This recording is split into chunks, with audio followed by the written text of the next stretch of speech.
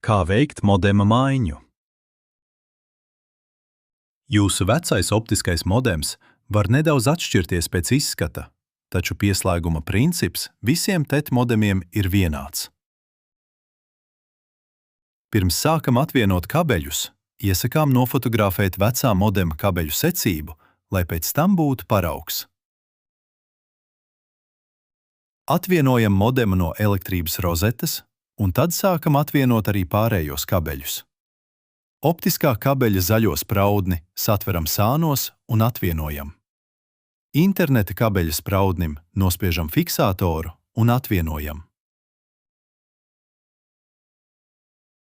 Uzstādām jauno modemu. Optikas kabeli, kura uzgalas ir zaļā krāsā, pievieno optikas modema zaļajai ligzdai, no kuras pirms izmantošanas jāizņem melnais aizsargvāciņš.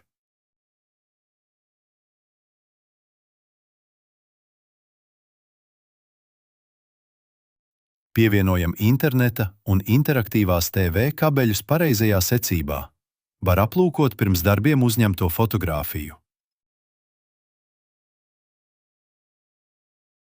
Pirmā un ceturtā ligzda ir internetam. Otrā un trešā ligzda ir interaktīvās televīzijas dekoderim.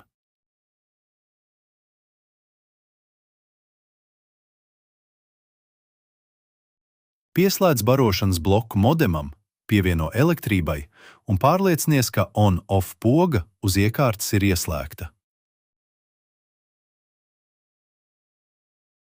Uzgaida no 15 līdz 20 minūtes, līdz tiek pabeigta jaunākās programmatūras ielāde.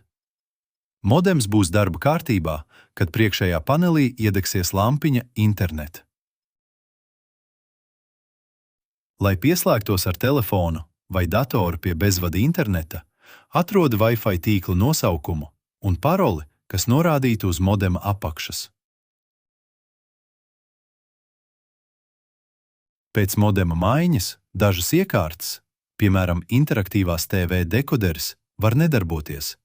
Šādā gadījumā veiciet restartu, atvienojot un atkārtot pieslēdzot elektrībai. Zini, ka mēs vienmēr esam šeit, lai palīdzētu. Ja kaut kas neizdodas vai radies jautājums, droši zvani mums 67 000 177.